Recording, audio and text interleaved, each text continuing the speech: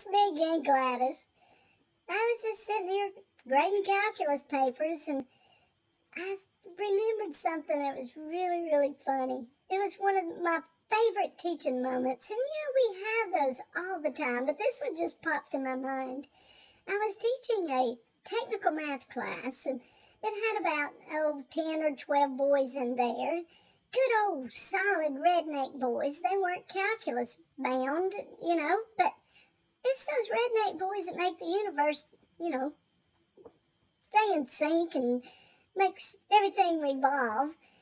And so I was teaching these boys a lesson about quality control and how important it is when you design parts and things like that, that they be exactly the right size and within tolerance that's specified.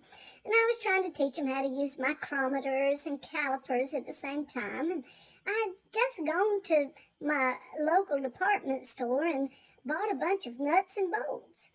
And each one of them had a box of nuts and bolts that they were measuring.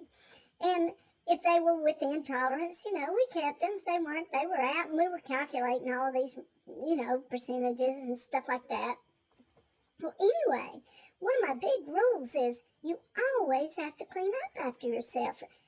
Don't leave a mess for me to have to clean up before my next class comes in. So, anyway, these boys knew the rules. Well, I let time slip away, and the bell rang, and they had all this big mess of nuts and bolts on the table. So I looked at them, I said, "Oh, boys, I'm so sorry, this is my fault. Just leave your nuts on the table and I'll get them." Well, immediately, they reached down all in unison and just started moaning and groaning and holding themselves. And I thought, oh my, what do I do? And then I realized I walked right into that one. That was my fault.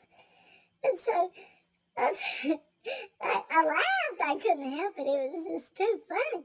And I said, "Oh, I deserve that. I totally deserve that. Listen, just leave your junk on the table and I'll get it." And then they started laughing again. I'm like, oh, just go. But that was one of my favorite moments. It was just wonderful. And these boys are so successful. They're making way more money than I am now. We got engineers and a bunch of entrepreneurs in that crowd. I just love teaching.